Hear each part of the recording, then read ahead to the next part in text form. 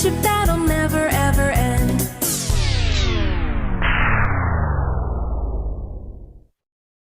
Run!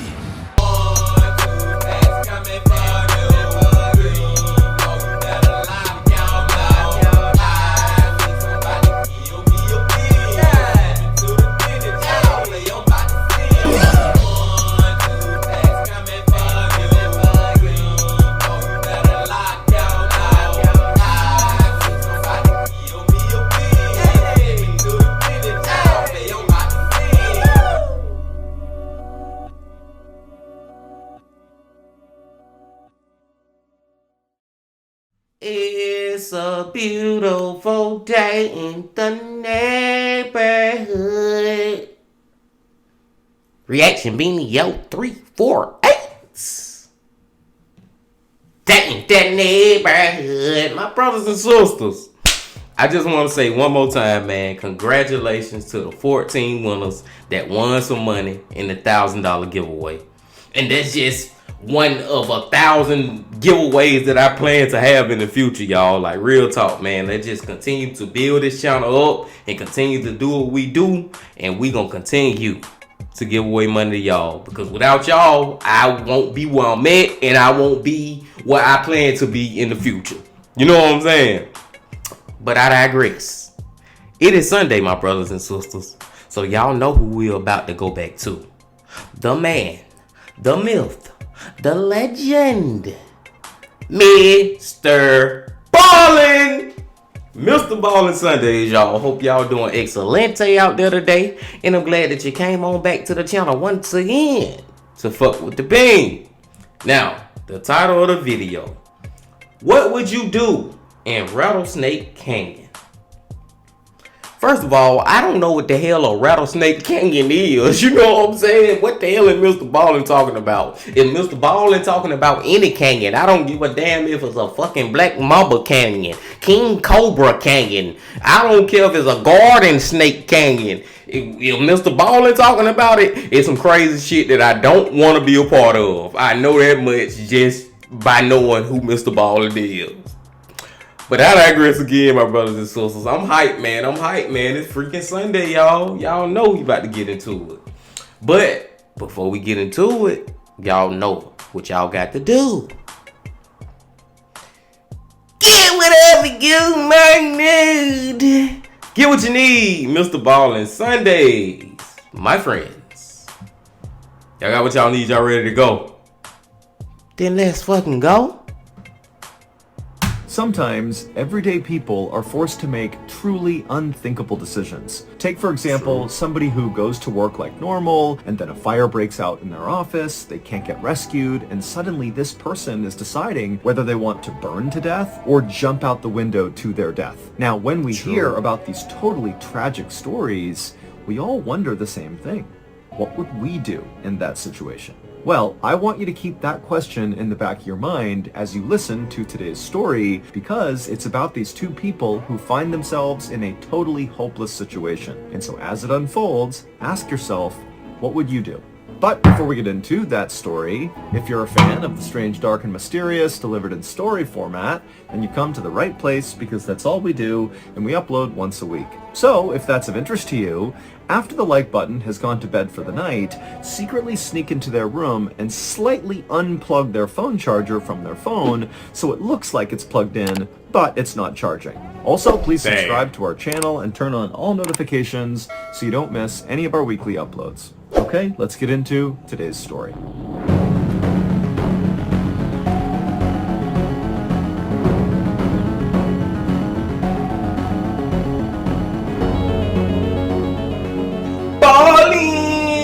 At about 1:30 in the afternoon on August 8th, 1999, a park ranger named Lance Madsen stood frowning down at a dusty red Mazda car inside of an otherwise empty parking lot just outside of Carlsbad Caverns National Park in New Mexico.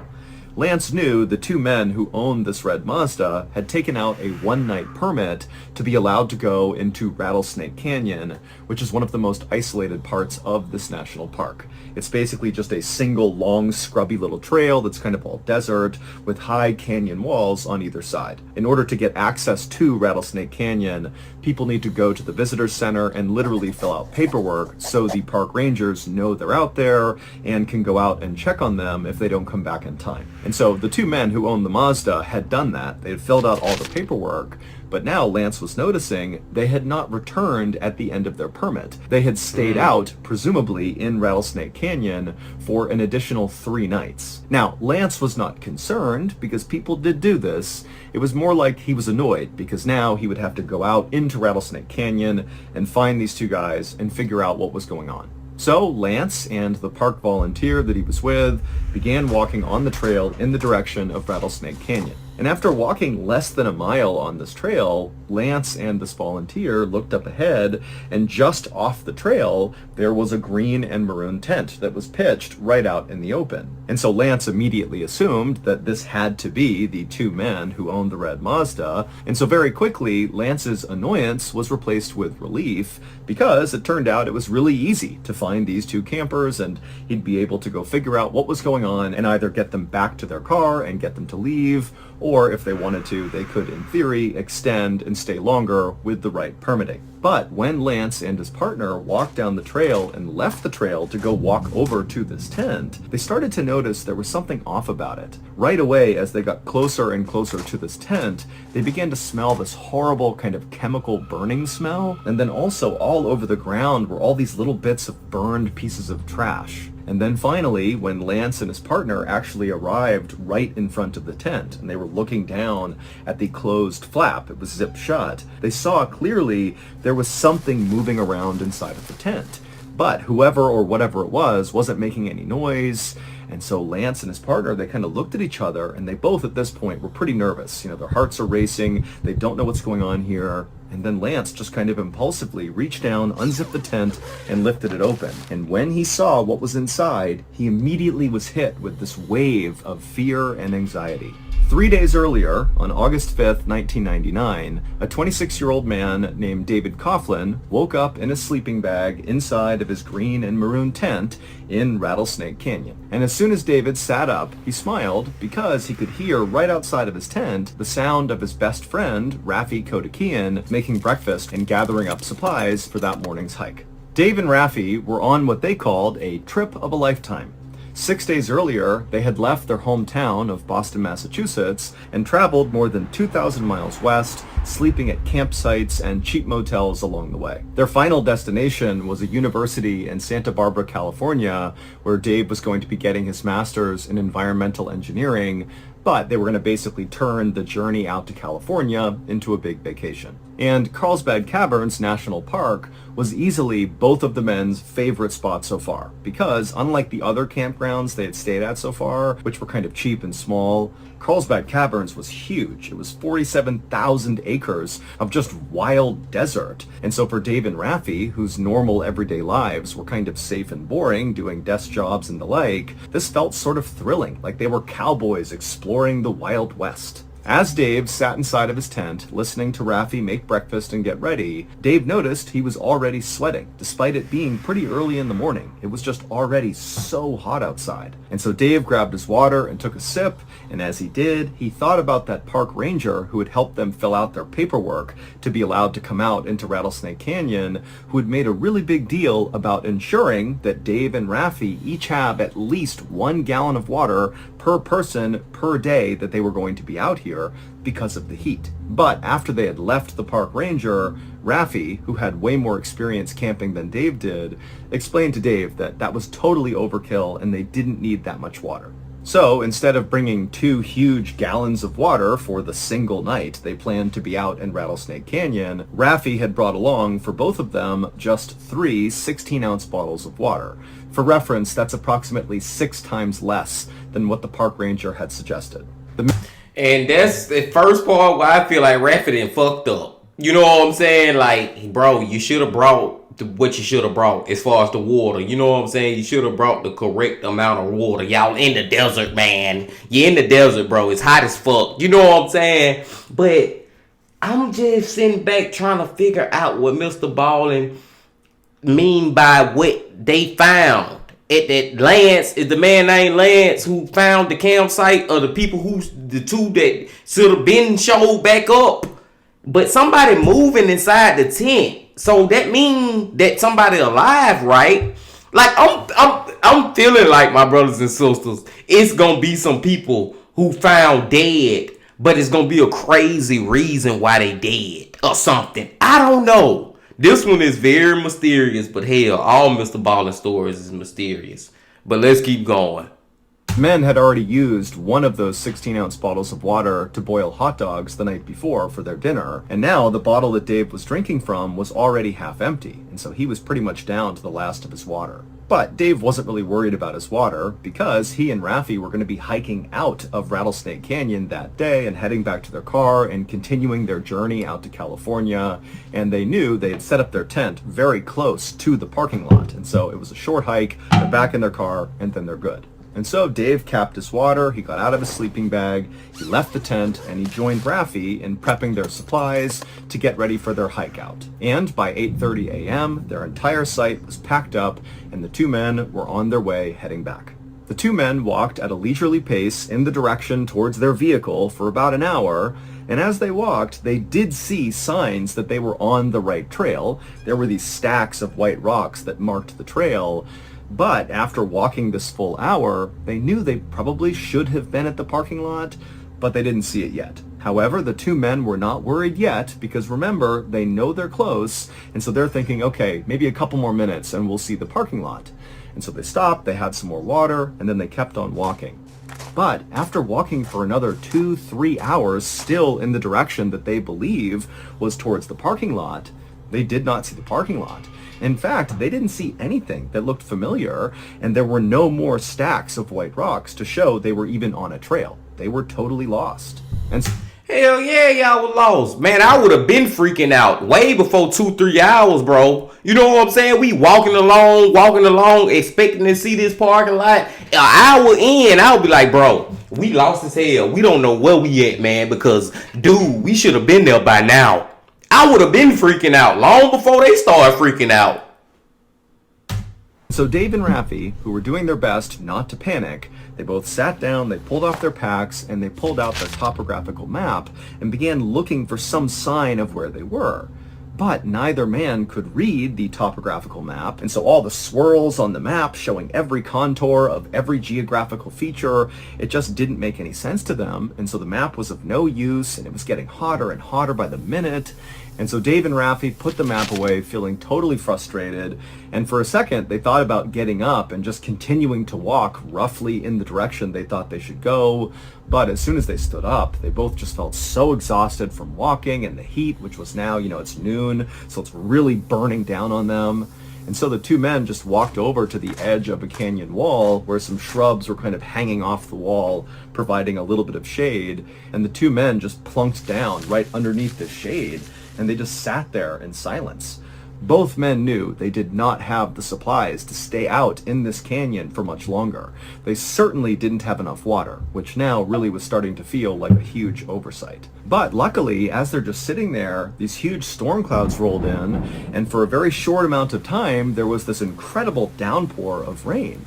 And so Dave and Raffi begin catching the raindrops in their mouths, and they begin drinking the water off of rocks and leaves. And it wasn't a lot, but it was enough to kind of boost their spirits. They got a little bit more hydration in, and they were kind of ready to deal with the problem they were facing. After the storm had gone, Dave and Raffi decided that their best move was just to continue walking and try to find this parking lot. But despite this motivation, Dave and Raffi would walk for hours and hours into the night. They would not find the parking lot, and so finally they realized they would have to stop and set up camp for another night. And so Dave and Raffi, who by now were really starting to feel scared, they found this washed out gully and they set up their green and maroon tent, but neither man could sleep. And so they just sat outside of their tent, telling each other that, don't worry, the park rangers are bound to have noticed that we did not come back in time. We only had that 1-day permit. We've exceeded the limit. They're bound to come out here and find us. But in the back of both Dave and Raffi's mind, they weren't so sure that was definitely going to happen. And you can't be sure that they gonna find y'all. And the reason is, bro, y'all been walking for hours, bro. Like, y'all way away from the park rangers. Like, y'all just walking to nowhere. Just keep walking to nowhere for hours, man. The more steps y'all take at this point, the harder it is gonna be to find y'all. You know what I'm saying? If I was them, I would have turned back around. I would have turned my ass back around and started walking back to where I came from. Man, it's crazy. They didn't really know how long it would take for park rangers to notice when people stayed too long. But as Dave and Raffi were speaking, they suddenly noticed far off in the distance something that looked like headlights, like on a car. And it was moving across the horizon. And both Dave and Raffi thought, wait a minute, that's got to be a road right there. All we have to do is go to that road and we're saved. We don't need the park rangers to come rescue us. And so suddenly Dave and Raffi were filled with hope and they forgot about how thirsty and hungry they were. Then they just crawled into their beds and they fell asleep almost immediately because all they wanted to do was get to the next morning where there'd be daylight so they could hike out and get to that road and get back home. Dave and Raffi woke up early the next morning and they were very eager to get up and start making their way towards this road, but instead of packing up their campsite and bringing it with them, they decided instead to leave their campsite and leave behind a journal that had some information about who they were and what they were doing in case park rangers came looking for them. And so Dave pulled out a journal from his pack and he drew a kind of crude map of where this campsite was and where they were going towards this road that appeared to be up on this ridge. And then also Dave included in this note, Dave and Raffi's names, their ages, where they lived, some contact info, and also the fact that they were completely out of food and water, and that if you find this journal, please follow up and make sure we're okay. And so after leaving behind this journal at the campsite, Dave and Raffi set off to go to this road. But after walking for hours and hours up a kind of gradual incline, they reached what appeared to be this kind of third ridge where up and above the ridge was this road. But to get up onto this kind of wall right in front of them was really challenging. There was cactus everywhere, and the gullies that kind of led up to the top of this ridge were very slippery and almost vertical, so nearly impossible to climb. And so this was really a chore getting up there. And you got to remember that Dave and Raffi are already totally exhausted. They have no food, no water, and so this is miserable. But eventually Dave and Raffi were able to get up onto this ridge, and they looked out and there was no road. There was nothing. It was just pure desert as far as they could see. And so they had no idea what those lights were that they saw. Clearly it was not headlights. I mean, for all they knew, it could have been a figment of their imagination. They're desperate to be saved, and so maybe it was possible that they imagined seeing this road. And so Oh, hell no, man. Do you know how bad my heart would be crushed to think that this is my only way to be saved? This is my only way. I seen some lights. I gotta get here. I gotta get to these lights. This the road. And then I get up there and I don't see nothing. Man, that right there just destroy me. That'll just kill all my momentum. And then I also think about that they may have been tripping. You know what I'm saying? You out there in the desert, you get to hallucinating and thinking you seeing shit that you ain't seeing. They probably never seen no damn lights. Man, these people are fucked up, bro. Let's see if they get out of this situation. So as the two men stared in stunned silence at nothingness in front of them, they noticed that a buzzard had actually begun flying in slow circles over their head, almost like it was just waiting for the two men to die so the buzzard could come down and eat them. Now, Dave was ready right then and there to head back to their campsite and just wait, but Raffi was insistent that they just keep on going because you never know, maybe there is a road just a little bit farther along. But after walking for maybe a couple more hours, they did not see a road, and by this point both men were beyond exhausted, and so the two men did finally turn around and painstakingly walk their way all the way back to their campsite. And as they're walking, they're telling themselves, maybe we'll get there and park rangers will be waiting for us, a search party will be here. But when they got to their campsite, there was absolutely no sign that anybody had come to their campsite since they left. Their journal with their note and their crude map and all that was still just sitting right in the middle of their campsite, untouched. And it was at this point that Dave and Raffi's spirits were just totally broken. The next morning was Saturday, August 7th. So Dave and Raffi were now beginning their 4th day in the desert and their 3rd day without any water. Raffi had gotten really sick from drinking his own urine, and Dave had begun to experience all these horrible stomach cramps, very likely from eating unripe prickly pears. Also, Dave's legs were starting to seize up, which made it nearly impossible to walk. And so the two men knew they had no chance of hiking out of here to safety. They really just had to wait for their rescue to come. And so that day, Dave and Raffi attempted, with the little energy they had, to make a huge SOS symbol on the ground using rocks, but after putting the S down and the O down, they didn't have enough energy to collect more rocks to make the last S, and so they did not finish their SOS symbol. And then also Raffi at some point soaked his sleeping bag in fuel and lit it on fire to try to create a smoke signal that somebody might see, but the smoke didn't get high enough, and so it didn't work, and so all that really accomplished was it destroyed Raffi's sleeping bag and also created this terrible stench around their campsite of burning chemicals from having burned the polyester material that made up the sleeping bag. And so by that afternoon, when the sun was right over their head and beating down on them, Dave and Raffi just crawled inside of their tent and laid there in silence. And as they did, they noticed the stones underneath their tent felt kind of cool, and so they cut the bottom of the tent out and just laid directly on these loose rocks inside of their tent. By that evening, when still no rescuers had arrived, Dave and Raffi really began to realize that this could be the end. And so Dave, he grabbed that notebook where they had drawn that crude map of where the lights and the road had been, and he flipped the page, and then he wrote a note to his girlfriend, basically saying goodbye, because he knew he was probably going to die. And then Raffi, he took the journal, and he did something similar, but also included that, he would not allow the buzzards to get them, that they would at least ensure their bodies were intact for their families to find. And then after writing... Man, that is a fucked up goddamn realization to come to, man. To just realize we have tried everything we can. We gonna die out here. It's just point blank period. We gonna die out here. That is a crazy realization to come to, man. I'm still holding on hope that is not what's gonna happen. I'm still holding on hope that somebody gonna come and save them.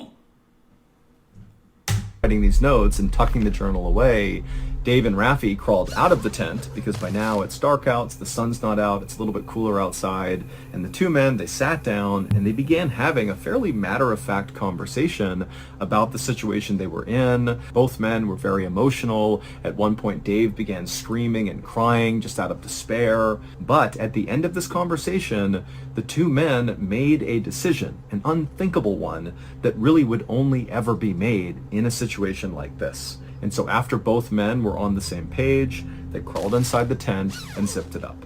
It was the next morning, August 8th, 1999, when that park ranger and his volunteer that was with him had walked along the trail towards Rattlesnake Canyon and discovered Dave and Raffi's ransacked campsite. And they had walked up and they had seen all the burned materials nearby, which was Raffi's sleeping bag and other bits of trash they had tried to burn. And then they had gone to the front of the tent and Lance had opened it up, and when he looked inside, he saw Raffi, who was alive. He was laying on his side, and he was only wearing these filthy green shorts, and he just looked totally emaciated and terrible and haggard. I mean, the guy really looked like he was on death's door. And then Raffi, when he saw Lance looking in, he just said, "Please tell me you have some water." And Lance did have some water. He gave it to him. And then Lance, knowing that Raffi was with another person, Dave, he said, "Hey, where is the guy you were with?" And Raffi, as he's drinking the water, just kind of casually pointed out of the tent somewhere off behind where Lance and his partner was. And so Lance and his partner, they turned around and they didn't see anybody. They were just kind of looking off towards the canyon wall, and there was nothing there. And so Lance turned around again and he said, "Are you sure he's over there?" And Raffi, without any expression on his face, just continued to point and said, "Yes, he's right over there." And so Lance, he got up, he turned around, and he began walking towards this canyon wall. But before he got there, he nearly tripped over this arrangement of rocks on the ground. And when he looked down at them, he knew someone clearly had arranged these rocks in a particular way.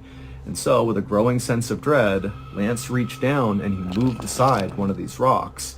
And underneath it, he saw Dave's face. It would turn out the night before, when Raffi and Dave had crawled outside of their tent and began having that very intense conversation, what they were talking about is, what do? We know we're going to die. No one's going to reach us before we die of starvation, or we die of dehydration, or maybe some animal is going to come attack us and kill us. Like, we don't have any hope. And so as they were sitting there, Dave actually pulled out his pocket knife and attempted to cut his wrists, but he couldn't cut deep enough to actually kill himself. And so Dave said to Raffi, "You're going to have to kill me. And then after that, you're going to have to kill yourself." And Raffi had agreed. And so Raffi and Dave, they went back inside their tent with no floor. It's just open rocks in the bottom. And Dave, he lied down on his back and he pulled his shirt up and he exposed his rib cage. And then Raffi, he pulled out his 4-inch pocket knife and he placed it right up against Dave's rib cage. And then with Dave basically egging him on to stab him, Raffi attempted to push the knife into his heart, but he couldn't break the skin. And so Dave, he's now screaming out in pain, but he's still urging Raffi to come on, just do it already. And finally, Raffi does manage to get the knife right through his ribs and into Dave's heart. Dave did not die right away, but Raffi covered his mouth and continued to push that knife in until he did die. And then once Dave was dead, Raffi used the little bit of energy he had to drag his body away from the tent, where he buried him under those rocks. And then Raffi, who now has no energy left, just crawled back to his tent and laid down on those loose rocks inside of his tent and waited to die. But just a few hours later, on the morning of August 8th, Lance the park ranger, along with his volunteer, had come down and discovered Raffi before he had died. Little did Dave and Raffi know, this campsite where they had been for the past few days was just a 15 or 20-minute walk from their car. 9 months later, on May 11th, 2000, Raffi pled guilty to murder and was sentenced to 16 years in prison. However, Raffi insisted throughout the trial that the reason he killed Dave was because Dave asked him to. It effectively was a mercy killing, and that Raffi intended afterwards to die himself. This was murder-suicide. And Dave's family believed Raffi, and so did another judge. And so ultimately, Raffi would only serve 16 months in prison before he would be released. Wow.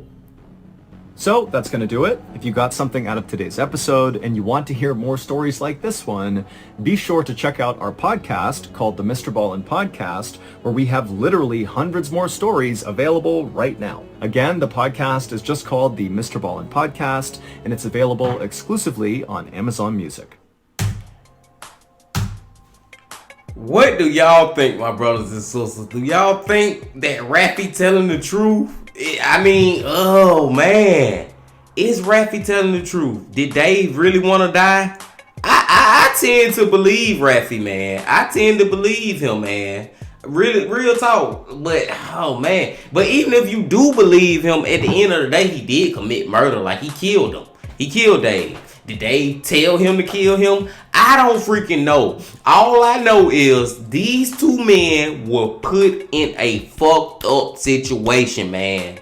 They was in a situation that was freaked up. Now, a counter argument to Raffi would be, okay, yeah, the plan was to kill Dave, but why didn't you kill yourself afterwards? That was part of the plan too. You was gonna commit suicide after you killed Dave, so that kind of make his story kind of sketch.